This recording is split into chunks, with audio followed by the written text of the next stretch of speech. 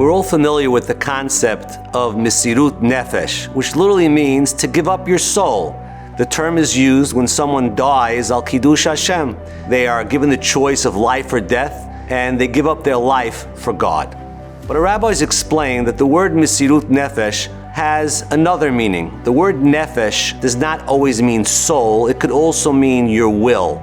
When Avraham Avinu tells the Bnei Chet, when he's looking for a burial plot for Sarah, he says, Im yeshet nafshechem, which Rashi says, do you have a desire, do you have a will? So Mesirut Nefesh means to give up your will. How do we fulfill that? Whenever we desire or will something and don't do it, we're giving it up. The question is, who are you giving it to? And the Sfat Emet explains something very interesting. He says when a person breaks their desire, they're actually giving a gift to God. They're giving up that desire to God. And when you give God a gift, He gives it back to you.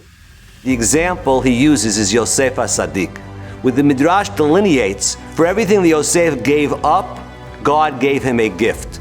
Because his hands didn't touch his boss's wife, he got a ring on his fingers. Because he didn't touch a neck, he had a necklace around his neck.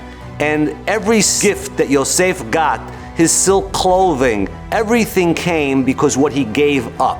When you give a gift to God, you get back.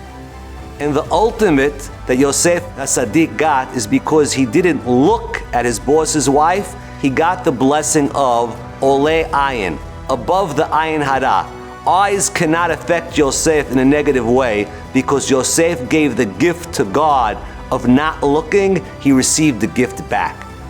I'd like to illustrate this with a story that Rabbi Tauber tells over. He was once walking and he saw a boy, Lo Aleinu, smoking on Shabbat. And this boy was obviously distanced from God. And he asked the boy, you know, sometimes your friends ask you for a cigarette, you give them a cigarette? Of course, I'm a generous guy, I'll give my friends a cigarette. If God asked you for a cigarette, would you give him a cigarette? Of course, if God asked me for a cigarette, I'd give him a cigarette. He says, but God's not going to ask you for a cigarette. The way you give God the gift of a cigarette is by not smoking that cigarette. Because when you give of your will and you don't do something, you're giving a gift to God.